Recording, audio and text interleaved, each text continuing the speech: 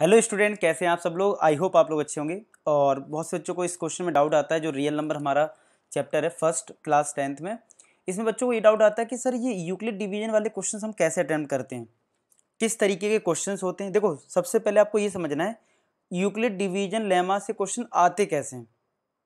इन question में generally ये लिखा होता है कि जो हमारा इंटीजर है, चाहे वो स्क्वायर हो चाहे क्यूब हो, उसका कोई ना कोई फॉर्म दे रखा होगा, जैसे 3m+1। इस क्वेश्चन में क्या लिखा है, ये हमारा फोर्थ क्वेश्चन है एनसीईआरटी का फर्स्ट एक्सरसाइज का। Use the Euclid division lemma to show that square of any positive integer is either form of 3m और 3m+1। यानी कि आप किसी पॉजिटिव इंटीजर का स्क्वायर करते हो तो उन्होंने बोला है कि नंबर जो होगा वो 3m होगा और 3m+1 होगा। ये 3m क्या शो कर रहा है, 3 का मल्टीपल, यानी कि 3 से डिविजिबिलिटी की बात हो रही है। आपको ये भी समझना होगा, यानी कि यूक्लिड के क्वेश्चंस कहीं ना कहीं डिविजिबिलिटी बेस्ड होंगे। उनमें कहीं ना कहीं आपसे ये बोला गया होगा कि एक इंटीजर प्रूव करो कि ये 8 से डिविजिबल होगा, प्रूव करो ये 9 से डिविजिबल है। इस टाइप के क्वेश्चंस होंगे। तो यानी कि जैसे ही आपको समझ में आया कि अच्छा ये डिविजिबिलिटी बेस्ड क्वेश्चन है, तो आपको स्टार्टिंग क्या करनी है, आपको लिखना है बाय यूजिंग, आपको सबसे पहले स्टार्टिंग करनी है, लिखना है बाय यूजिंग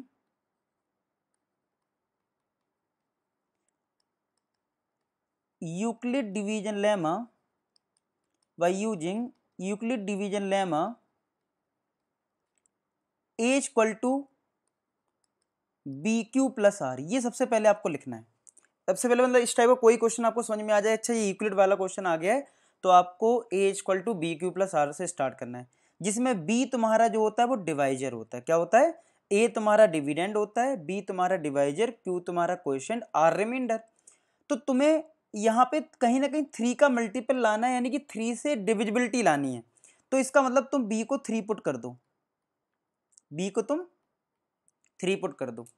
अगर b 3 है, अब जो डिवाइजर है वो अगर आपका 3 है, तो जो रिमाइंडर होगा वो 3 से कम होगा, यानी रिमाइंडर की जो वैल्यू होगी वो 0 हो सकती है, 1 हो सकती है और 2 हो सकती है। इसको ऐसे समझ सकते हो, जैसे मैं तुमसे बोलूँ 3 से मुझे किसी नंबर को डिवाइड करना है, चाहे वो 7 हो या कुछ हो, तो सीधी सी बात है अगर 3 से डिवाइड करोगे तो रिमाइंडर क्या क्या हो सकता है, 0 हो सकता है, 1 हो सकता है या 2 हो सकता है। कभी 3 नहीं आएगा रिमाइंडर, ठीक है, क्योंकि 3 से डिवाइड करोगे और रिमाइंडर अगर 3 है तो वो फिर से डिवाइड हो जाएगा ना, तो रिमाइंडर थोड़ी ना मिलेगा। तो रिमाइंडर या तो 0 हो सकता है या 1 हो सकता है या 2 हो सकता है। ये 3 केस बनेंगे। इन 3 केस के लिए मुझे सॉल्व करना होगा और मुझे चेक करना होगा कि मेरा स्क्वायर है नंबर का वो किस फॉर्मेट का आता है। जैसे कि यहाँ पे 3m और 3m+1 की बात हो रही है, तो अगर मैं यहाँ पे r को 0 पुट कर दूं, यहाँ पे अगर मैं r को 0 पुट कर दूं तो a आ जाएगा मेरा 3q+r, मेरा है ना। तो मैंने क्या किया, 3q+r में अब मैं r की वैल्यू पुट करने जा रहा हूँ। तो मैंने केस 1 लिया जिसमें मैं r को 0 पुट कर रहा हूँ, ठीक है। फिर मैं यहाँ पे केस 2 सॉल्व करूँगा और यहाँ पे फिर मैं केस 3 सॉल्व कर लूँगा, ठीक है, केस 3। चलो पहले केस 1 में r 0 पुट करना है, केस 2 में r को 1 पुट करना है और केस 3 में मुझे r को 3 पुट करना है, ठीक है।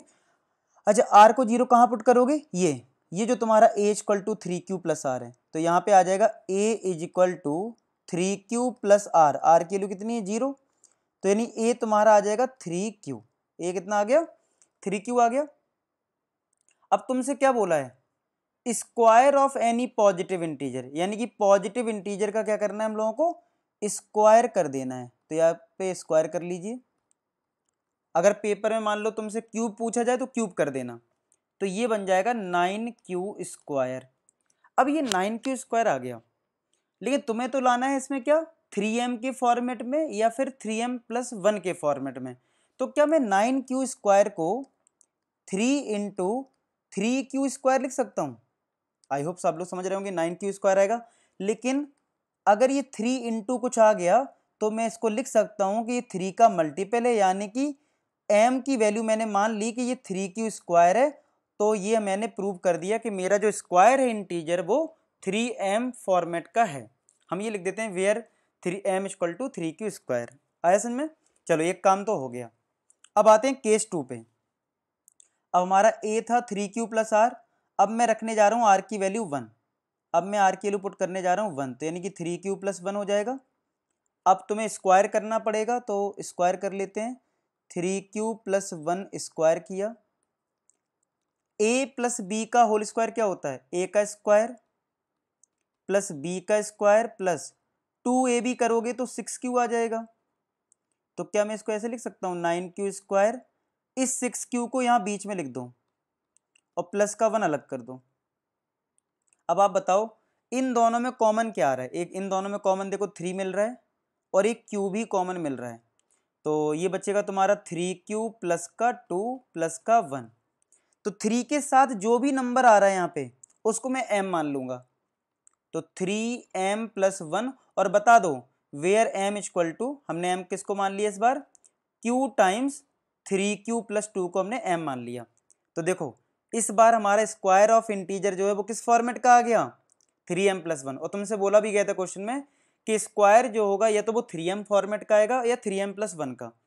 लेकिन बच्चे एक गलती कर देते हैं, क्या सोचते हैं सर मेरा देखो आंसर एक 3m भी आ गया और 3m प्लस 1 भी आ गया, छोड़ देते हैं। वो केस 3 सॉल्व नहीं करते हैं। आपको ध्यान रखना है जितने केस बनेंगे आपको सबको सॉल्व करना है, ठीक है। तो चलिए मैं केस 3 आपको सॉल्व करके दिखाता हूँ, ठीक है। अब यहाँ पे हम लोग करने जा रहे हैं केस 3 सॉल्व। तो यहाँ पे आर की वैल्यू कितनी है? 3 है। यहाँ पे आर कितना है हमारा? 3 है। तो a is equal to 3q, sorry case 3 में हमारा r2 है, r1 है ना, यहाँ पे हमारा r कितना है? 2 है, नॉट 3। 3 तो है ही नहीं रिमाइंडर। हमारा केसेस कितने थे? r की वैल्यू 2 तक थी ना, तो यहाँ पे हम 2 पुट करेंगे, ठीक है इसमें। अच्छा जी, इतना आ गया समझ में। अगेन यहाँ पे भी स्क्वायर करना होगा हम लोगों को, तो यहाँ पे स्क्वायर कैसे करोगे इसको समझो जरा, ठीक है। इसको भी समझ लेते हैं कि स्क्वायर कैसे करोगे आप लोग। जैसे ये तुम्हारा 3q प्लस 2 आ गया ना, अब मैं इसका स्क्वायर आपको करके दिखाता हूँ। तो स्क्वायर कर लेते हैं, एक मिनट। देखो इस तरीके से आप स्क्वायर कर दो इसका। A square is equal to 3q plus 2 का होल स्क्वायर, हम स्क्वायर कर रहे हैं इसका। तो यहाँ से आ जाएगा a square equal to a plus b का होल स्क्वायर क्या होगा? A square plus b square यानी 4 प्लस 2ab करोगे तो आ जाएगा 12q। अगेन मैं क्या करूँगा 9q स्क्वायर के साथ 12q लिख लेता हूँ और 4 को मैं अलग कर दे रहा हूँ। इसमें एक और काम करना है आपको, 9q स्क्वायर तो ठीक है, 12q भी ठीक है, इस 4 को तुम 3 प्लस 1 लिख लो, क्योंकि 4 में हम 3 प्लस 1 में ब्रेक कर देंगे तो यहाँ से तुम्हें 3 कॉमन मिल जाएगा, ठीक है। तो अब मैं यहाँ पे अगर 3 कॉमन लेता हूँ तो ब्रैकेट में आएगा 3q स्क्वायर प्लस का 4q प्लस का 1 और प्लस का 1।